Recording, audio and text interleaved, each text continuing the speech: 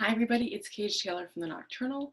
I'm here with Ameen. Ameen is in the new movie Parallel. It's a sci-fi thriller where a group of friends finds a mysterious mirror that takes them to parallel universes, and they try to alter the present and the future. And it, affects their friendship. It affects their lives and their careers and their love lives.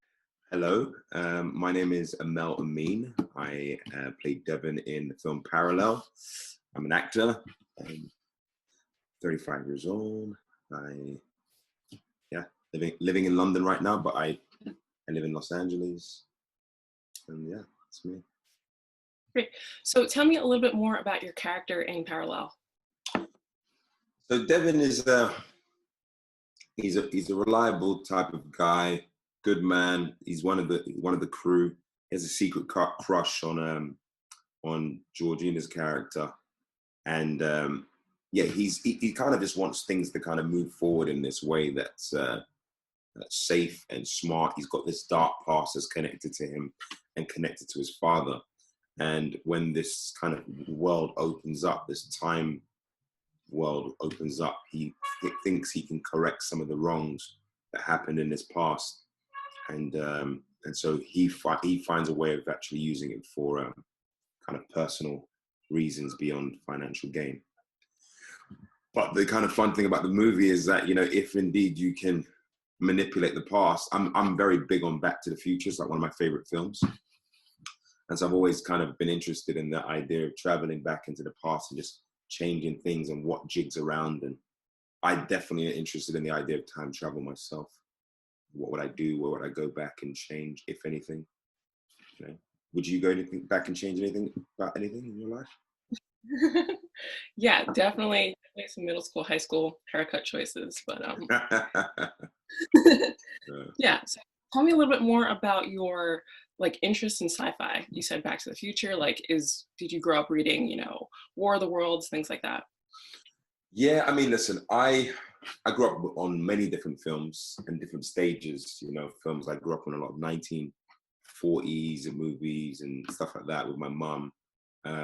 Hence some of the people in the background. But what really, really fascinated me from an action adventure story point of view is films like Back to the Future.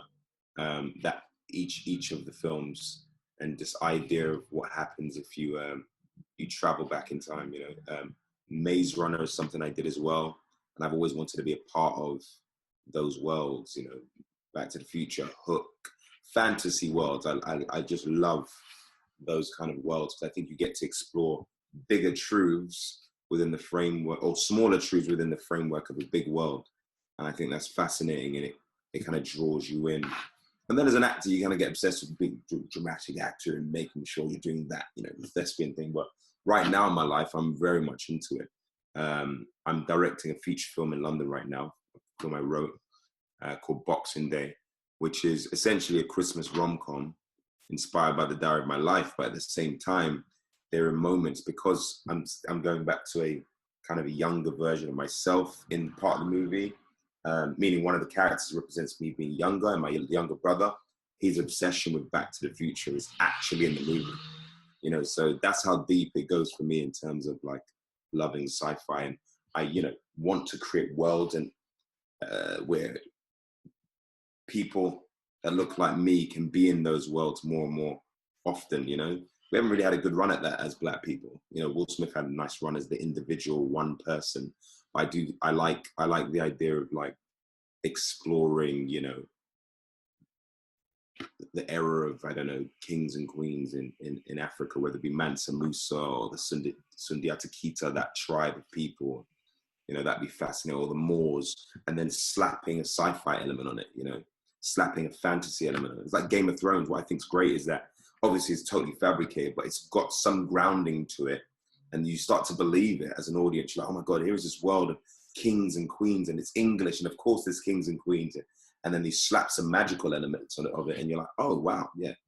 So to me, I definitely love that. And that's part of the reason I kind of wanted to be a part of Parallel. It was my further jump into that. I was very excited by Isaac Esban, he's such a tour de force nature in terms of his passion for film and his passion. You know, I love filmmakers. He reminds me a little bit of Wes Ball, who did The Maze Runner. Their energy is so infectious that it just gets you involved in it, and you kind of get on a roller coaster and go with them. And so I loved working with him for that reason. And so, what did you learn from him in terms of like how to direct? Because you said you were directing. You have an upcoming film coming up.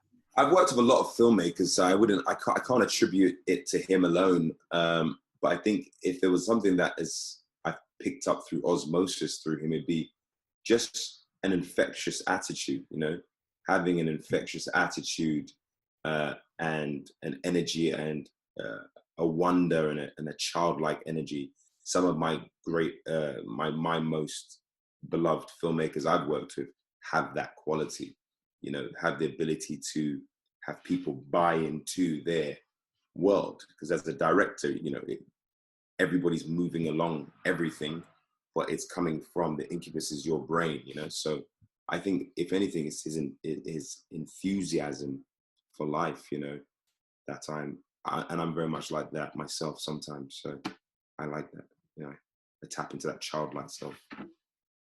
So, how do you balance? Because you mentioned a bit of like historical fiction that you've been interested in. So, how do you balance, imagination with like reality when you're acting, when you're creating? That's a really good question. It's a fascinating question, and it kind of begs a further question, which is, you know, how much of things are reality and fantasy? Like, you know, we live in a world of social media, and you know, if I have 1 million people on my account, I'm deemed as important, you know, or that I have something to say.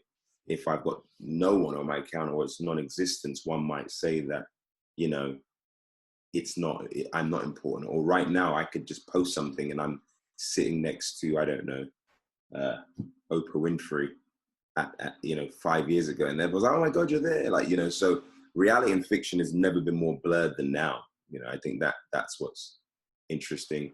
I think to have the life you want, you must be living from the imagination world first, and then work towards bringing that into reality.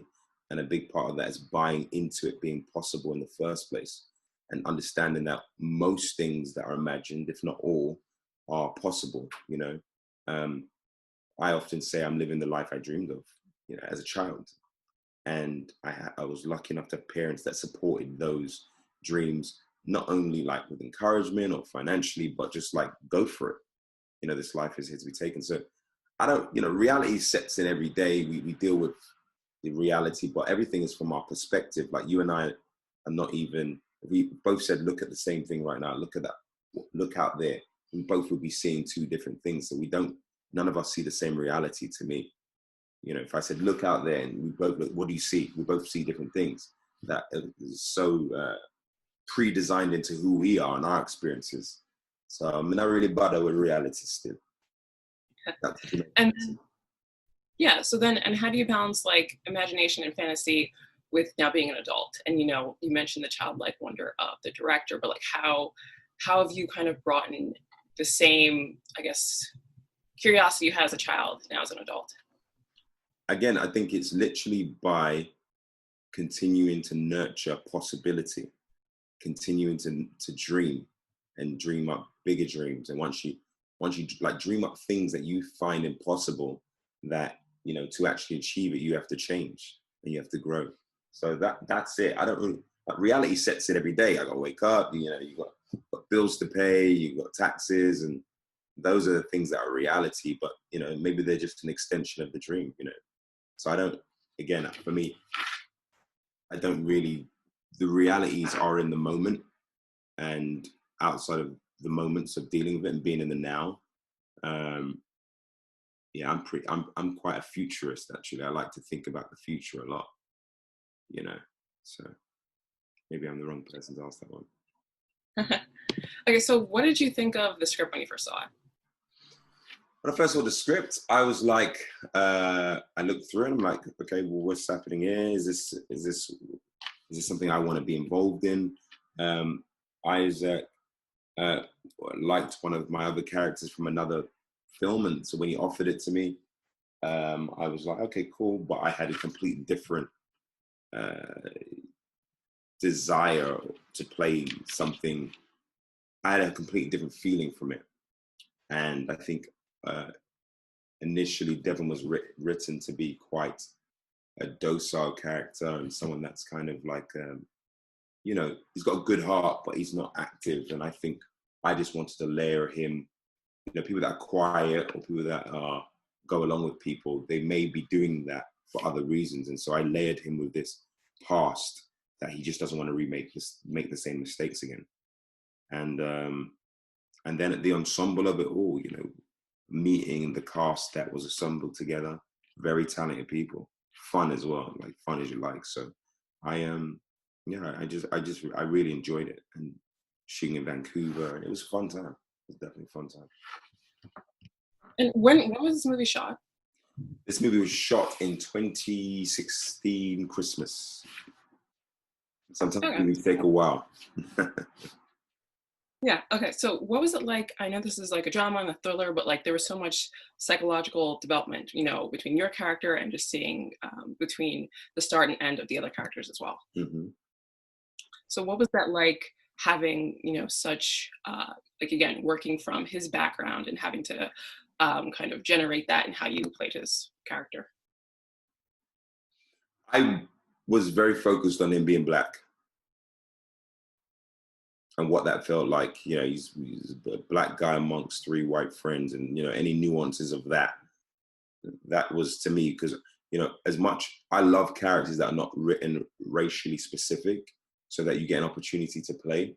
But at the same time, we all come from our cultural backgrounds.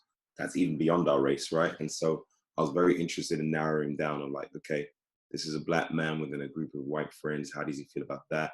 He's in love with this girl, but his best mate was previously with her. So, we kind of, when I try to just, layer it with just different sources, and put in different secrets.